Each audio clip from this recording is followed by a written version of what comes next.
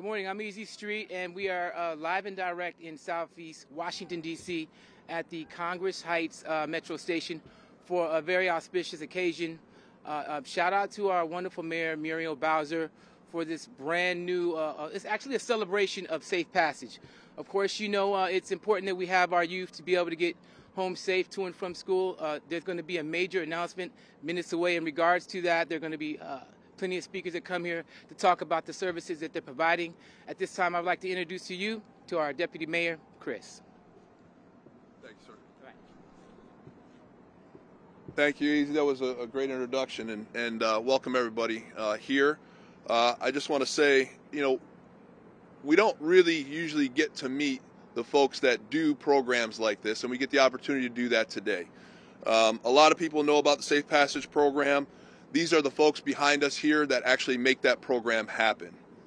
I want to thank them and the folks that are here for all the work that they've done so far this year with the Safe Passage program and ensuring that our young people have the opportunity to feel safe on their way to school and on the way home from school. Because we know when they feel safe, they're going to do better. And they do better in school, they feel better, they have better opportunities as they go forward. So that's all due to the work of the folks that are standing here behind me. I'm joined today by Deputy Mayor for Education Paul Kine and other members of the education and public safety teams. I want to acknowledge these folks for the great work they do on a daily basis to keep both our big and small residents safe. On Monday, a lot of us were together where we talked about MPD's new traffic enforcement initiative around schools. And today we're here to highlight the expansion of the Safe Passage program. All of these are efforts that we are putting in place on behalf of Mayor Bowser to have a much safer and better opportunity for folks to go to and from school, and again, to keep them safe and feel safe throughout the day. In 2017, the Safe Passage program was launched to partner with families to make sure that kids can get to and from school safe. Since then, every year, we look at the data from the year prior and we adjust the program as necessary.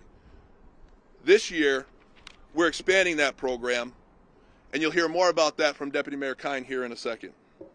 But based on feedback from the schools in the community, Mayor Bowser is expanding the program to make it better. In this school year, my office and the Office of Deputy Mayor of Education partnered with district agencies and CBOs to recruit trusted adults who have volunteered to keep our students safe. With that, I'm going to ask Deputy Mayor Kine to come up, and he can talk all about how we're expanding this program and where we're going for the rest of this school year. Thank you. Thanks, Deputy Mayor Chris Geldhart. And I also want to thank all of the volunteers that you see here today. WMATA Transit Police is here, our SROs are here, city agencies, and these are the folks that work tirelessly, literally every day, to ensure our kids are indeed safe as they travel to and from school. Nothing is more important than our children's and our youth's safety. And that's why Mayor Bowser launched Safe Passage in 2017. And this program has continued to grow and evolve. As we've talked to schools and we've learned what works and what doesn't work, as we've looked around the country to identify practices that have worked, as we've engaged deeply with our community-based organizations and partners, and our communities and students and families, we've learned where we need to expand and grow. And that's why today we are so excited about this new step change in our work on Safe Passage. Today, Mayor Bowser is announcing she's investing this year $4.3 million in our 7 Safe Passage priority areas to fund community-based organizations as they hire 215 adults to work on our streets as our children travel to and from school to keep them safe. 215 adults. And what's most significant about this work is that it is embedded in our communities. It is community-based. These are caring and trusted adults that students know and interact with and will respond to. This work is important, and this work is real. And we are grateful to our partners for their engagement in this. That's why I'm so excited now to introduce our next speaker, who's been a long-standing partner of the district, Mr. Erwin Royster of the East River Family Strengthening Collaborative has been a leader in this work and has helped us understand where we need to grow and what we need to do to keep our young people better. Mr. Royster? Thank you, Deputy Mayor Kine. It was 2018 that East River was a part of the pilot for the Safe Passage program. And we convened community members just to tell us what it would look like to provide a safe passage for kids going to and from school. Today, it's really great to see that this small investment has turned into a larger investment. And like Deputy Mayor Kine said, that we are going to employ community members to help us to ensure that kids have a safe experience going to school and from school. Back in during the 2018 year period, as he said, we met with community leaders. We met with members of the police department, members of the Metro Transit Police. Again, stakeholders have come together, along with students as well, so we can learn about what it took to make sure that kids get to and from school in a safe manner. We wanted to make sure that kids had a definite learning experience. But again, starting with getting to school was necessary in order to make that happen.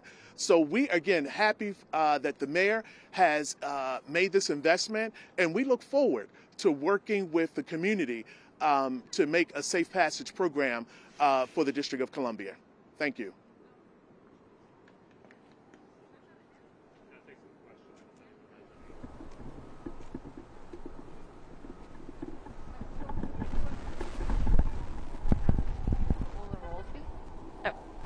What will the roles of the adults who will be hired be? What will the 215 adults be doing? Sure. The adults will be lined along the streets, a pathway from their community directly to the schools. If they had questions, if any incidents were to happen, we would have trained adults there to work with our kids, making sure, again, they would get to school in a safe manner. And I should say, since August the 30th, we've had a group of volunteers that have been out there providing that safe passage to and from school for students.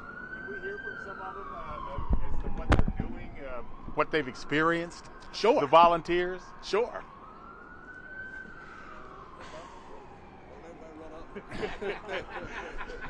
Victor, come on up. How are you, Victor Battle? Victor, stand over a little bit further. There okay. we go. What we do is we have identified target hotspots in the community where a lot of the kids seem to congregate and get into disputes. So we strategically place workers there to help motivate the kids to go home safely, make sure they get on the buses, make sure that they don't have any disputes or fights at the bus stops in those local hotspots. Victor, are you a violence interrupter? Yes, I am. I thought I'd seen you in the program. So is there a similarity here? Yes, a lot of the schools are in our targeted areas, so it makes sense to make sure that we're working with them. If something happens and a fight breaks out and it turns into violence, then naturally we already on the scene anyway. I wanted to add one thing that is actually a new part of the program, if I could, which is it's not just the folks that are on the streets, but we've also included in this grant an opportunity for the adults to work in schools directly. So they're partnering with our 47 schools that are in these safe passage areas to go into the school to teach the conflict resolution skills and to do some of this work in the school buildings as well in partnership with those schools. So that's something else we're very excited about.